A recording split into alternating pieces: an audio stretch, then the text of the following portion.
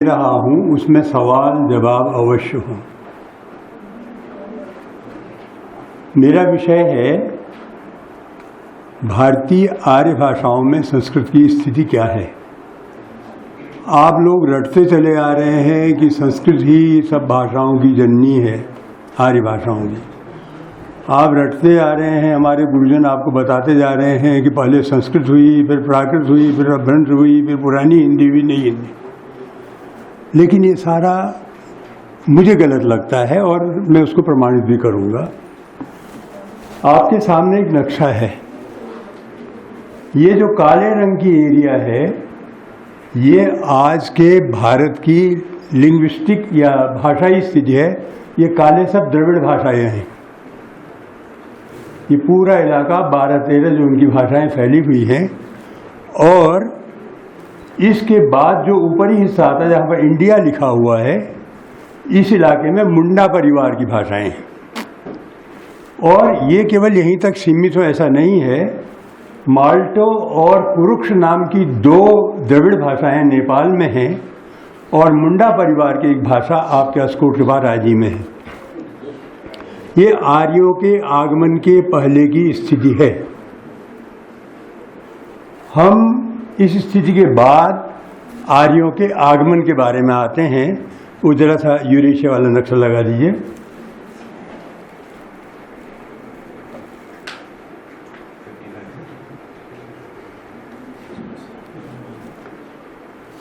ये और ऊपर कैस्पियन सागर वाला,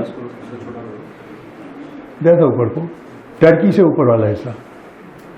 तो मैं बता दूं कि ये स्टेपीज का इलाका है कैस्पियन सागर से ऊपर का, जो इससे ये कजाकिस्तान, तुर्कमेनिस्तान, उज्बेकिस्तान, ये जो जितने हैं, ये स्टेपीज ही इन चरवाहे जातियों का आदि स्थान है।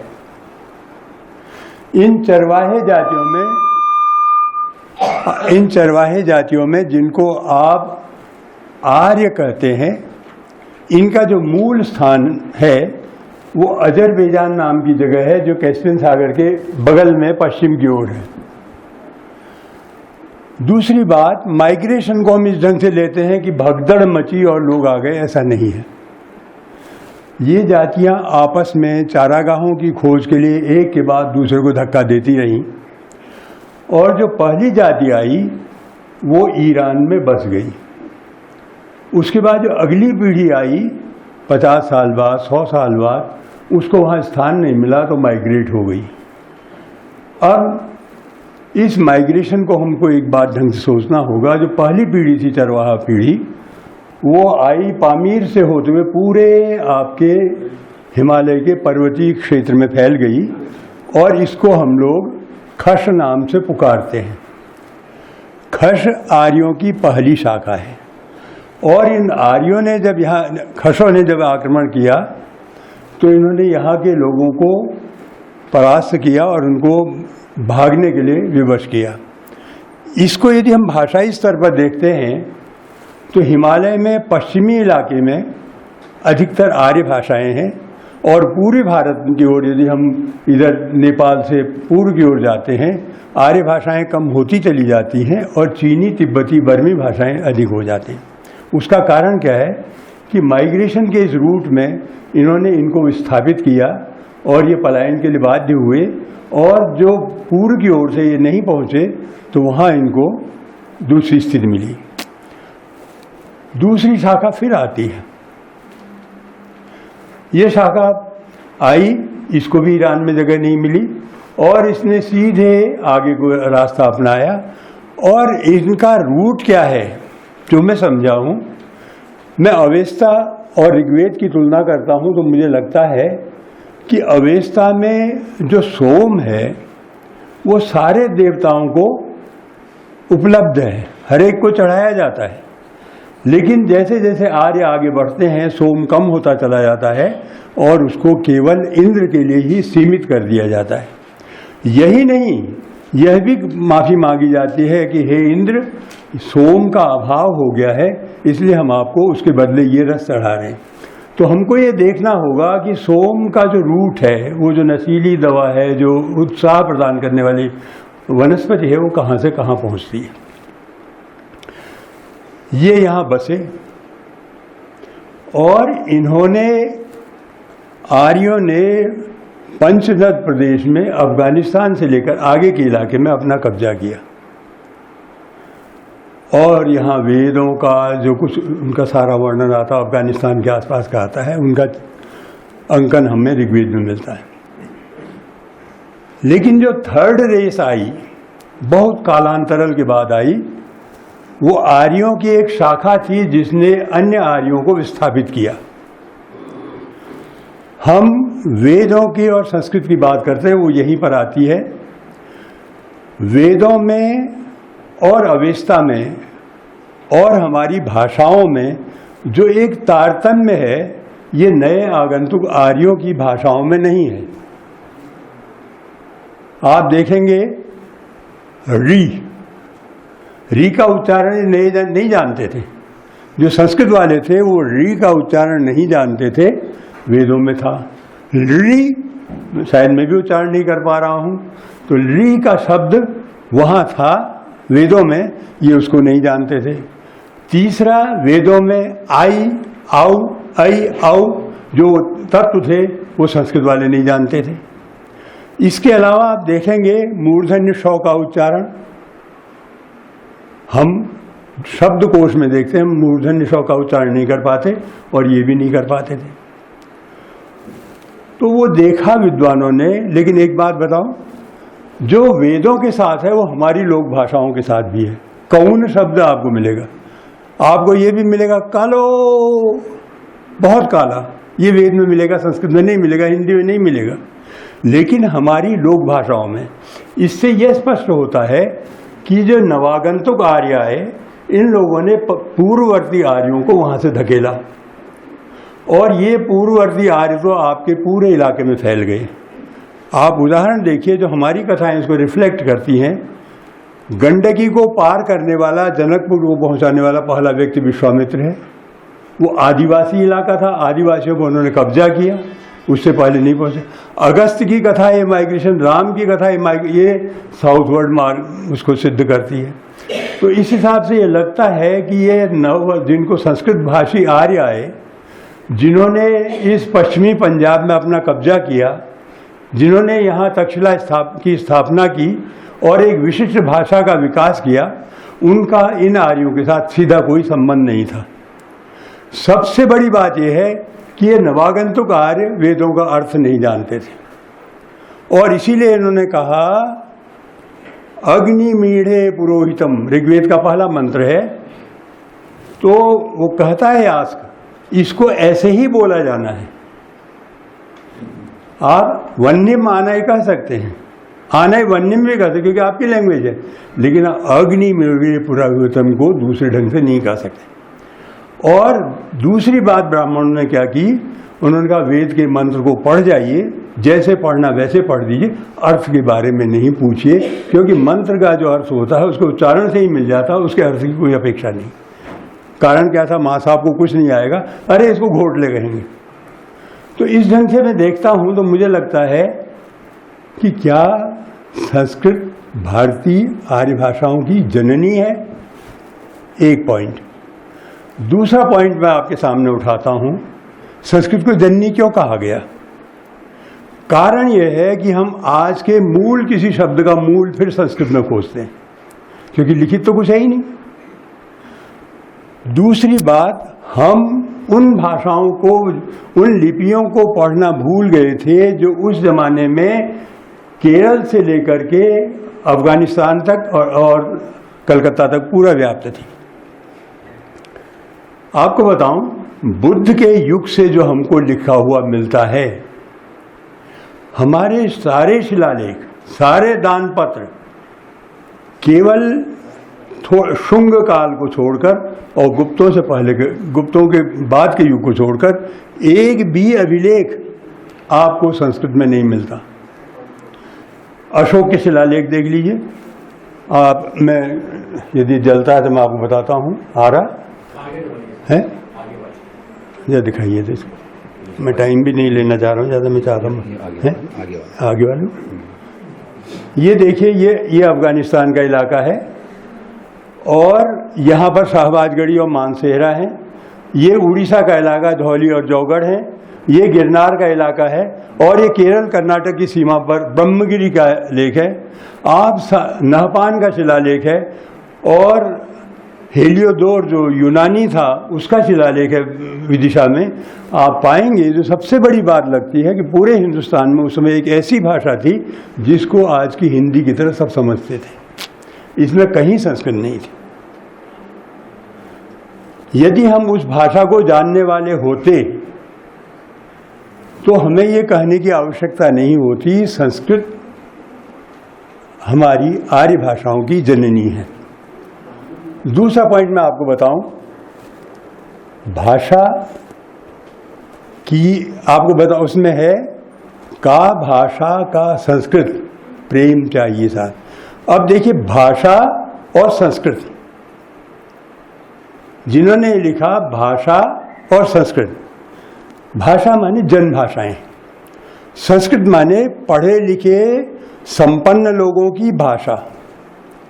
संस्कृत नाटकों में आप देख लीजिए, कोई भी महिला संस्कृत नहीं बोलती, उनके लिए है वो शौरसेनी प्राकृत बोलेंगी, और जो विदूषक होगा प्राच्या बोलेगा, ठग होगा अवंतिका बोलेगा, निर्धारित है। आपने उसको मानक फिट कर दिया। उदाहरण देता हूं गंगा और गंगा नहर का। गंगा बहेगी, सहस्रों धाराएं उससे मिलेंगी, प्रवाह होते बढ़ती चली जाएगी। गंगा है लोक भाषा। और गंगा नहर जिसको आपने सेट कर दिया, बहना है तो इसी टाइप से शब्द इस्तेमाल होना से वो भाषा डेड हो जाती है, अपने लिखित रूप में रहती है, मानकीकृत रूप में रहती है, लेकिन उसका विकास थम जाता है। इस हिसाब से आप कल्पना करेंगे, यदि आपने पेड़ को काट करके बढ़िया सी मेज बना दी और इन मेज से आप चाहेंगे अगले फिर कोई पैदा हो, ये संभव नहीं है। तीसरी बात मैं एक चीज और कहना चाहता हूं, इतिहास एक और शक पैदा करता है कि ब्राह्मण और राजन्यों का संघर्ष पूरे भारतीय इतिहास में रहा है, चाहे वो परशुराम की कथा हो चाहे दूसरी कथा हो। इस राजन्यों ने ब्राह्मणों के इस अतिवाद को स्वीकार नहीं किया और ब्राह्मणों का इतना कर्मकांड पर जोर रहा, यहाँ तक कि स्त्री पुरुष के पति पत्नी के जो आपसी दैहिक संबंध है उसमें भी उन्होंने हर एक स्टेप पर एक मंत्र जोड़ दिया। कितना जकड़ा गया है। और दूसरी बात, एक बात आपको और बता दूं, कभी भी सत्ता ये नहीं चाहेगी कि कानून विधान जनभाषा में हो, क्योंकि उसको शोषण का रास्ता बंद हो जाता, चाहे वो इंग्लैंड हो चाहे भारत हो, कहीं भी। 18वीं शताब्दी तक इंग्लैंड में अंग्रेजी है ही नहीं, सब लैटिन है। वही हमारी बात है कि शास्त्र, उन्होंने कहा शास्त्र है साहब, शास्त्र ये कह रहा है, मैं तो समझता नहीं शास्त्र को। पंडित जी शास्त्र ये कहता है, और शास्त्र क्या कहता है, जो पंडित जी ने कह दिया वो शास्त्र हो गया। तीसरी बात जो मैं आपको बताना चाहता हूँ, मेरे दिमाग में आई कि ब्राह्मणों ने, जिसको सो कॉल्ड ब्राह्मणों ने, मैं ब्राह्मण नहीं हूँ, जो ब्राह्मण एक वर्ग था, उसने क्या किया, उसने पिछड़ों को उठाया और पिछड़ों के सहारे से वो आगे बढ़े। आप जानते हैं चंद्रगुप्त मौर्य विशल था, विशलतम गतालोके ब्राह्मणा नाम दर्शनात्। गुप्तों में आते हैं तो गुप्त, समुद्रगुप्त अपने आप को कहता है लिच्छवी दौहित्रस्य, मैं लिच्छवियों का भांजा हूँ। जैसे कोई यहाँ का आदमी कहे मैं जिजाड़ के जोशियों का भांजा हूँ। इसके माने हैं कि जो गुप्त थे वो भी क्षत्रिय नहीं थे, राजन्य नहीं थे। और इनका सहारा लेकर के गुप्त युग के बाद, आप गुप्त युग में कल्पना करें तो गुप्त युग में सारा शास्त्रों का पुनर्रचना हुई, सारे पुराणों का संपादन हुआ, महाभारत फिर से लिखा गया, शास्त्र फिर से लिखे गए। तब तक संस्कृत एक कोने में विद्वानों की भाषा रही, तक्षशिला से बाहर उसका कोई इलाका नहीं रहा। तीसरी बात यह आती है कि हम ये आखिर ये संस्कृत है तो इसकी मूल भाषा क्या रही होगी। अब डी शर्मा जी से मेरी बात हुई। डी शर्मा जी ने कहा, मैंने लाहौल स्पीति में संस्कृत बोलने वाले लोग सुने। मैंने कहा गुरुजी आप गलत कह रहे हैं, आपने उस भाषा को बोलने वाले लोग भाषा को सुना है जिसको रिफाइन करके, परिशुद्ध करके, व्याकरण सम्मत बनाकर, मानकीकृत बनाकर के संस्कृत बनी। हम उल्टे चलते हैं। और ये बात कब आई मैं आपको बताऊं, मैं जब लगातार स्थान नामों पर काम कर रहा था तो मुझे लगा कि हम संस्कृत से लोक भाषा की ओर आने की अपेक्षा लोक भाषा से संस्कृत की ओर जाए। लोक भाषा बेस है और पंडित जी ने उसका आकरण, और जब तक मैं इस चक्कर में नहीं रहा मुझे बहुत उलझन हुई। इसका कारण है, देखिए सवाल यह है, गांव का, खेत का, लैंडमार्क का नाम कौन रखता है? अब हम कहते हैं पंडित जी, किसी ने अपने घर के बगल के चौराहे का नाम लिखने के लिए पंडित जी तो बुलाए नहीं होंगे, पंडित जी लिख दो इसका नाम। वो तो वो लिखता है जिसका नाम बौणी देवी या इस टाइप के सामान्य लोग, गोबरिया, ठेचुआ, पेचुआ जो है वो लोग इस नाम को रखते हैं। हमने उनको महत्व नहीं दिया और हम कहने लगे साहब संस्कृत में ये कहा हुआ है। तो ये मैं इस चीज़ को देख रहा था तो मैंने जिस दिन ये मान लिया कि लोक से हमें संस्कृत की ओर जाना चाहिए, सारा अंधकार छट गया और सारी चीज़ें सामने आ गई। तो ये मैं आपको बताना चाहता था कि अब कारण क्या है। दूसरी बात, हमारे गुरुजन में एक बच्चे यदि उस संबंध में हो तो एक बात आपसे रिक्वेस्ट कर दूं, जो मैं कह रहा हूं वो सत्य है लेकिन इम्तिहान में मत लिखना, ये बता दे रहा हूं। कारण ये देखिए, नहीं मैं बताऊं, क्योंकि एक बात है, अब ये कहते साहब पहले संस्कृत थी, वो बिगड़ी प्राकृत हुई, वो बिगड़ी अपभ्रंश हुई, वो बिगड़ी पुरानी हिंदी हुई, वो बिगड़ी नई हिंदी हुई। गलत है ये।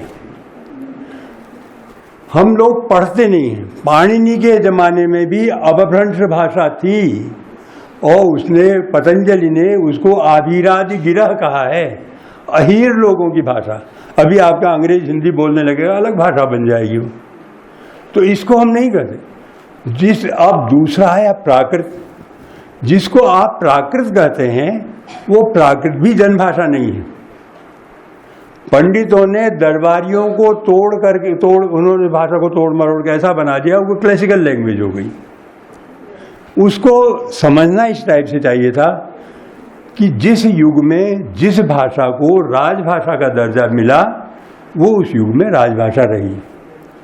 जब प्राकृत को राजभाषा का दर्जा मिला, प्राकृत आ गई। उसके बाद जो आपके बाहर से ये गुर्जर, प्रतिहार वगैरह लोग आए, उनके ज़माने में जिस भाषा को प्रश्रय मिला वो राजभाषा हो गई। ये सब राजभाषाएं हैं, जनभाषाएं नहीं। जनभाषाओं का फ्लो तो चलता रहा।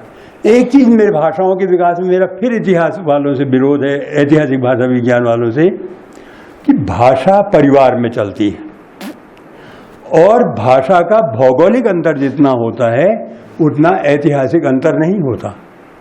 इसके लिए लोग उदाहरण दे देते हैं कि साहब हम कायमोग्राफ लगाते हैं तो इसमें हर कहा ये स्पष्ट होता है कि एक शब्द का उच्चारण आप दोबारा नहीं कर सकते। मैं उनसे पूछता हूं, भैया 1 और 2 के बीच कितनी संख्याएं हैं?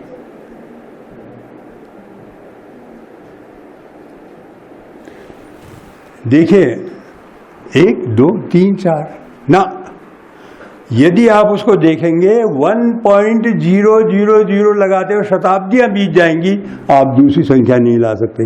इतना सूक्ष्म है ये। आपने 1 सेकंड का लाखवां भाग नापने वाली घड़ियां बना दी। वैसे ही जो भाषा है, भाषा में भी ऐसा विकास नहीं होता जो हम कहते साहब ये भाषा बिगड़ी, ये हो गया, ये हो गया, नहीं होता। भाषा इतनी मंद गति से विकसित होती है। और मेरा एक लेख है इस पर कि आज से 2000 साल पहले का भी अल्मोड़े का खास पढ़िए, आज भी आ जाए तो आज भी वो अपनी भाषा को समझ सकता, बोल सकता है। लंबा अंतराल रखता है एक से दूसरे, क्योंकि भाषा परिवार में चलती है। एक ही गांव में रहने वाले अलग अलग परिवारों में आपको अलग, और जितना ज्योग्राफिकल अंतर होता है उतना नहीं होता। अब आप संस्कृत से तद्भव शब्द बहुत गलत है। आप कैसे कहते साहब तद्भव है? तत्सम तो मैं मान सकता हूँ पर्यायवाची है, लेकिन आप तद्भव कहना सबसे गलत है। पता नहीं, हमको तद्भव माने जो भी शब्द बना है वो लोक से बना है और लोक से बनते चले जाते हैं। उपरेती जी कितने नए शब्द ले आते हैं। हमारे लोक में तमाम भाषा आ जाती। एक ज़माने में डिग्री कॉलेज नैनीताल में एक शब्द बना लुर, एक चला रकाद, अरे ये भाषा का विन्यास तो ये गांव वाले करते हैं, ये लोग पैदा करता है। कोई भी शास्त्रीय व्यक्ति, कोई भी साहित्यिक भाषा के विन्यास, भाषा में नवीनता, नवोत्सर्जन नहीं कर पाते, वो गांव का आदमी करता है। एक नया शब्द ले, कस देखी रहो तो भड़िया ही बाकोड़ जो कह देंगे वो। मेरी दीदी, मेरे भांजे ने नहीं नहाया था तो उसने कह लगे कस देखी रहो तो भड़िया ही बाकोड़ जो। अब भैया ये इमेजिनेशन कहाँ से लाओगे? ये इमेजिनेशन कहाँ से लाओगे? वो लोक है, इस लोक में ही सारी विपत्ति। और सबसे बड़ा दुर्भाग्य यह है कि हमारा सबसे बड़ा महर्षि, सबसे बड़ा व्याकरणाचार्य पाणिनि लोक को महत्व देता है, लेकिन हमारे पंडित जी लोक को महत्व नहीं देते।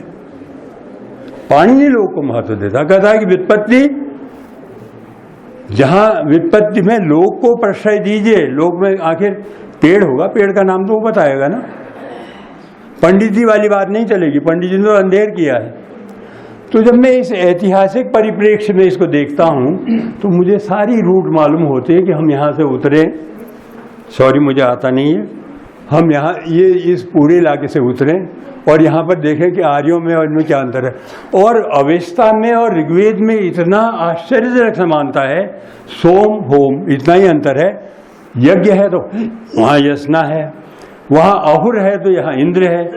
और ये बिल्कुल हमारे जो आपके मिथक से हैं कि दो थे, अदिति के सुर बने, दिति के असुर बने, ये सब उनके एक को बताता। और सारी कथाएं, इवन जो आपके श्लोक भी है कई, मैं एक आध कोट करके लाया हूँ, मिल जाता है, मैं आपको सुना देता हूँ। ऋग्वेद में एक श्लोक है, महांता मित्रा वरुणा साम्राज्या देवा असुरा सखे सखायाम अजरो जरिग्ने अग्ने मर्त्यान अमर्त्यम तम नः।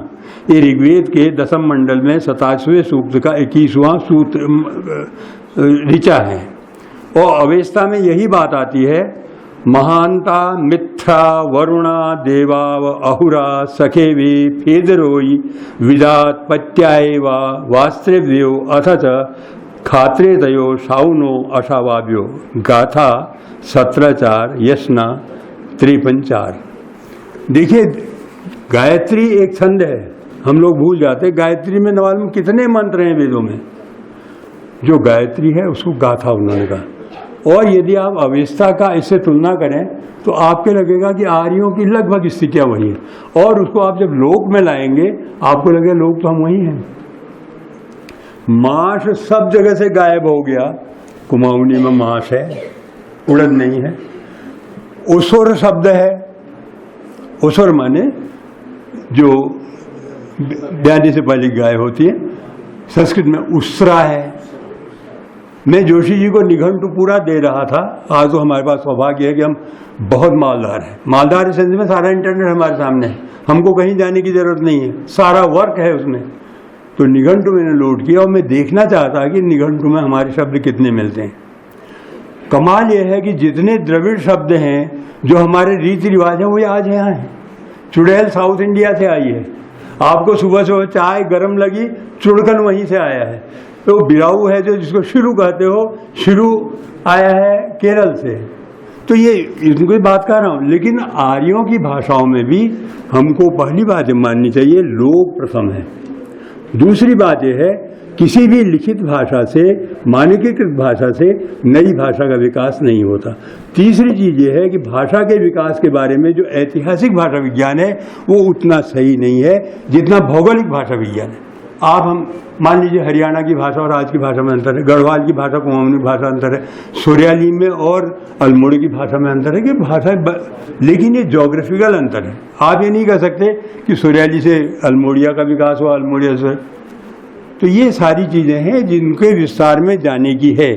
और मैं चाहता हूँ इसमें आप जो भी चाहें सवाल करें, मैं उसका उत्तर दे पाऊँगा। ये मेरा अपना, मैंने कहा ना कल में मुझे बड़ी खराब आदत है, मैं जड़ की कंजड़ में जाता हूँ। मैं डॉक्टर नहीं हूँ, मैं कंपाउंडर ही रहा जिंदगी भर ना। और आज भी मैं जो काम कर रहा हूँ कि इसलिए कि पितरों से हमने बहुत सीखा है। हमारा सबसे बड़ा दायित्व है कि जो हमें पितरों से मिला है हम तुम लोगों को सौंप जाएं। इसलिए मैं तमाम विषयों पर लिख रहा हूँ, और जो मैं लिख रहा हूँ वो पूरी अंतरात्मा की चिंतन के आधार पर लिख रहा हूँ। मैं चाहूँगा कि इस पर आप लोग सवाल करें, बहुत अच्छा रहेगा। ये जरूरी नहीं कि मुझे सब कुछ आता हो। सवाल पूछ सकते हैं? हाँ बिल्कुल, मैं तो चाहूँगा। बहुत गहराई की बात आपने की है।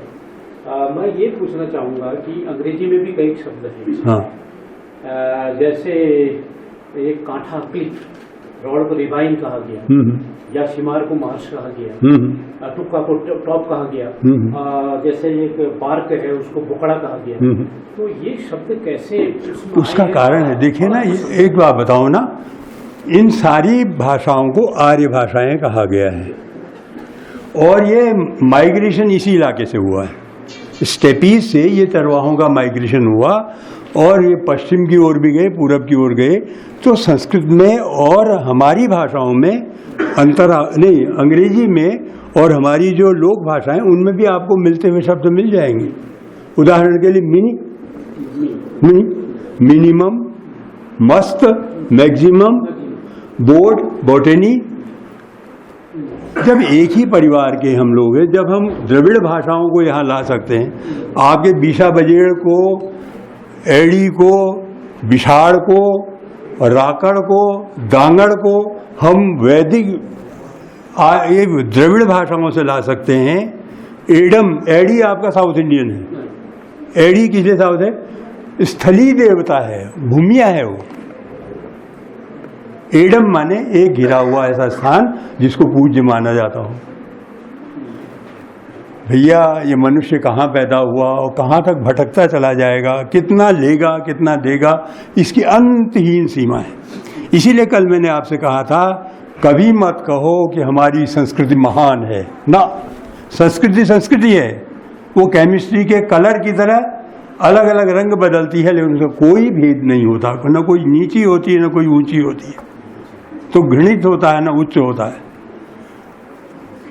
आप इस चीज़ को देखेंगे तो आपको लगेगा कि आप चिंतन के, सत्य के अधिक निकट पहुँच गए। आवरण छोड़ दीजिए, बंधन छोड़ दीजिए, ईगो खत्म कर दीजिए, आपको लगेगा आप सत्य के निकट पहुँच सकते हैं। इतिहास की पहली शर्त है कि आप एक सर्जन की तरह काम करें। मरीज है, कौन है, कुछ नहीं उसका। मरीज है, क्या उसके दोष हैं, कैसे उसको ठीक किया जा सकता। तीसरी बात मैं आपसे कहता हूं, जो मैं सभी लोगों से कहा, इससे हटकर है, इतिहास बहुत अच्छा है, इतिहास बहुत खतरनाक है। सवाल है कि आप उसको इंटरप्रिटेशन कैसे करते हैं। दूसरी बात मैंने अपने सारे ऐतिहासिक मित्रों से कही, भैया हमारा इतिहास कितना ही अच्छा हो, हमारा भविष्य उससे मूल्यवान है। किसी के दादाजी की मेरे दादाजी से लड़ाई हुई और मैं आज कहूँ कि साहब तुम्हारे दादा ने मुझे मारा, मेरे दादा को मारा, मैं आज लड़ूँ दूसरी बात, जो आप हिंदुत्व और इस्लाम की बात करते हैं, मैं एक बात मुसलमानों की बात करते हैं। आर्य जब आए, जो भी आक्रांता आता है वो विध्वंस करता है। आर्य यहाँ आए, उन्होंने इंद्र की तारीफ की कि साहब घर के घर उजाड़ दिए, पुरंदर है वो, पुरों को नष्ट कर देता है, उसकी तारीफ की गई। जब शक आए तो गार्गी संहिता लिखती है कि इन्होंने पूरा इलाका ऐसा कर दिया था कि आदमी सब मार दिए, और औरतें यदि किसी आदमी को देखती थी तो उनका आश्चर्य होता था। दूसरी बात, इनके साथ जो स्कॉलर्स आए, जो कलाकार आए, जो ज्योतिषी आए, उन्होंने हमारी संस्कृति के संवर्धन में बहुत योगदान दिया। मुसलमान आए, गोरों ने तो उत्पात किए होंगे, लेकिन गोरों के साथ इतने जो लोग आए, एटकिंसन आए, या आपके ये जितने मैक्स मूलर आए या दूसरे लोग आए, उन्होंने हमारा कल्याण किया। 38 साल लगातार ये जेम्स प्रिंसेप नहीं लगा होता, आज हम अशोक के शिलालेख पढ़ने में समर्थ नहीं होते। एल्बेरिनी आया, उसने अपना चिंतन दिया। मेगस्थनीज आया, उसने अपना चिंतन दिया। स्कॉलर्स हमेशा उद्धार करते रहे, कलाकार हमेशा कला का विकास करते रहे, लेकिन जो लठैत आते हैं, जो योद्धा आते हैं, जो लूट मार करने के लिए आते हैं, उनसे आप, इसलिए न मुसलमान है, आक्रांता की कोई जाति नहीं होती। इसलिए इतिहास को आप जातियों के संदर्भ में न देखें। इतिहास की सबसे बड़ी विशेषता यह है कि आपको उदार बनाए। नहीं तो हिटलर पैदा होगा, नहीं तो बाबरी मस्जिद टूटेगी। और दोस्तों, इस प्रकार के संहार में केवल गरीब आदमी मरता है, लाला नहीं मरता, पैसे वाला नहीं मरता। और दूसरी बात एक और बताऊं, जैसे शायद थोड़ा टाइम है क्या? दूसरा टाइम में है, देखो इतिहास को समझने के लिए दो बातें याद रखिए। पहला तो दरबारी है कवि, वो राजा की तारीफ करता है। सारे अफगानिस्तान तक जिसका राज्य फैला हुआ है वो अशोक केवल राजा है। देवा नाम पियो पियदसी लाजा। और हमारे जोशीमठ में बैठा हुआ जो कार्तिकेयपुर राज्य है, कहता है कि गिरिराज चक्र चूड़ामणि नर नारायण इत्यादि विविध विरुद्धावली विराजमान मानोन्नत XYZ, जो कुछ पता नहीं कहता है, कुछ नहीं है, कुछ नहीं। लेकिन ब्राह्मण तो, दरबारी तो पैसा चाहेगा। आज भी आपके चमचे कैसे लगे, राहुल को प्रधानमंत्री बनाओ, राहुल को, केवल अपने लिए, कोई राष्ट्र का कल्याण है इससे कोई मतलब नहीं। वही आपके दरबारियों की स्थिति है। लेकिन जो हमारा लोक गायक है वो इतिहास को सही रूप में लाता है। हंकारो तेरो देवता कहेगा, तरुणी तिरिया रूनी दिने, बाजे कीड़ी चाणनी दिने, और बकरी अलग मार देता है, और सारा ये हमारी स्थिति कर रही है। वो जीवंत चित्र देता है। केवल उसमें एक अंतर है कि उसकी जो कल्पना है ना, उसको हटा दीजिए, इतिहास सही रूप में आ जाता। तो मैं एक चीज़ और चाहूँगा, वेरी गुड, बताइए। हाँ, मैं तो चाहता हूँ सवाल हो। वो उत्तराखंड में आंदोलन हुआ था, हाँ, तो गढ़वाल वालों ने कहा कि हम तो बल लगाते हैं और ये कुमाऊं वाले ठहरा लगा देते हैं। हाँ, ये इस तरह के शब्द क्या है, बल ठहरा? नहीं, मैंने कहा ना, बल का हुआ कि उसने कहा था, ऐसा सुना है। इसकी व्युत्पत्ति कैसे हुई? नहीं, ठहरा, ऐसा होने वाला ठहरा, यहाँ भी कहते हैं, ठहरा का ठहरा ही चलता है। लेकिन एक बात और आपको बता दूं, एक चीज हमारे आंचलिक क्षेत्र में भी आती है, शायद इस विषय से हटे, मैं घंटी बजेगी, मैं हट जाऊंगा यहाँ से। तो हो चुका है, ऑनर में बजा देगा। अरे बजा देते तो अच्छा था, धन्यवाद। एक ही बात कहूंगा, गढ़वाल और कुमाऊं के संघर्ष के बारे में भी देखिए, राजा हमारा हुआ, उसने हमको लूटा। राजा गढ़वाल का हुआ, उसने उसको लूटा। और वो कहते हैं कि साहब इन्होंने पूरा जो इलाका था, राठ का पूरा इलाका उजाड़ दिया। मैंने कहा महाराज, क्या राठ के इलाके को उसके राजा ने ही छोड़ा होगा जो ये लूटेंगे? कंबल पहनते हैं, खाने के लिए कुछ नहीं, जानवरों को मार के खाते हैं, बेहद गरीबी है, क्या लूटेंगे उनको? तो इतिहास पढ़ने के माने हैं, संस्कृति को पढ़ने के माने हैं, आप उदार बने, विश्लेषण करें, तो ये सारी चीज़ें समझ जाएंगी। धन्यवाद।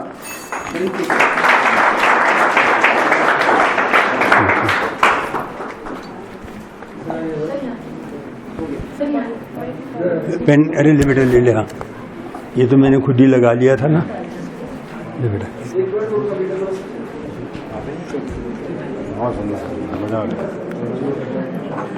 कपड़े हो गए हो और बोलना था।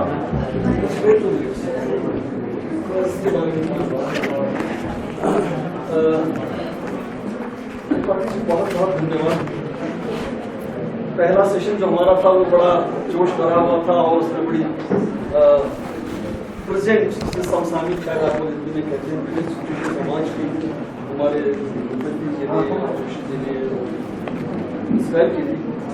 आप जब अपनी बात कह रहे थे, मुझे एक दो बातों से बड़ी संतुष्टि लग रही थी कि हमारे बीच में आप जैसे जनता कर्मी मौजूद हैं जो इस बात का ध्यान रखना चाहते हैं, और जैसा आप कह रहे थे कि जड़ कंजड़ तक जड़ की और आखिरी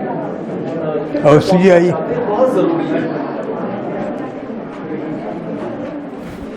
आपने माइग्रेशन की बात कही तो मैं सेक्रेटरी से बात कर रहा था, जब भी ऐसी बातें आती हैं और एग्रेरियन फेस्टिवल और इनकम की बात आती है तो मुझे हमेशा राहुल संस्करण की लिखी हुई वोल्गा से गंगा तक की किताब बहुत याद आती है। और बहुत से मेरे मित्रों ने पढ़ी होगी और जो हमारे छात्र हैं, अगर वो जानना चाहते हैं कि कैसे एंथ्रोपोलॉजिकल इवोल्यूशन हुआ है समाज का और सामाजिक मूल्यों का और किस तरह से परिवार और कम्युनिटी कंसेप्ट आया है, तो राहुल संस्कृत की किताब वोल्गा से गंगा तक इसका कोई मुकाबला नहीं।